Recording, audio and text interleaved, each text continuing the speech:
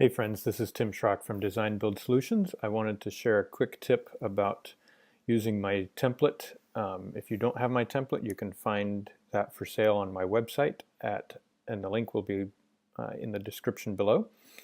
But if you're using your own template, you can set this up as well.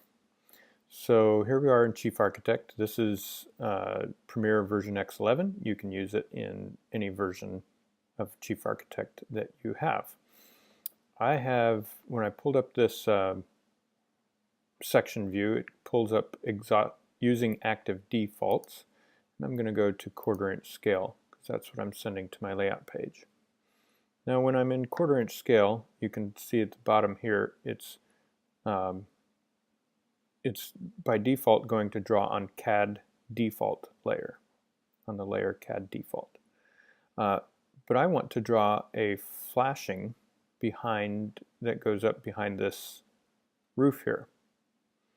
So I'm going to go to my current CAD layer tool. It's right here in my toolbar. If you go to CAD in the menu, current CAD layer is right there. I've set up a CAD flashing lines layer in my template.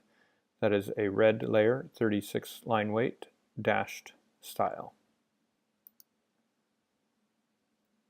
And now I'm just going to hit W on the keyboard to draw a CAD layer, and we'll zoom in on this. I'm going to draw up, I'm going to right click, click, and click. From there I will call that out and specify, flashing behind siding. You can see another example of this on this gable end.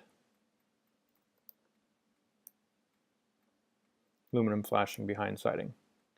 And it's just drawn quickly as red dashed lines, 36 line weight. I like it a little thicker so that it appears, if this were a horizontal siding versus instead of the board and batten vertical here, it would stand out because it's 36 line weight. All right. Check out my template for sale. The link is in the description below. But thanks so much for watching. Hope you learned something. Take care.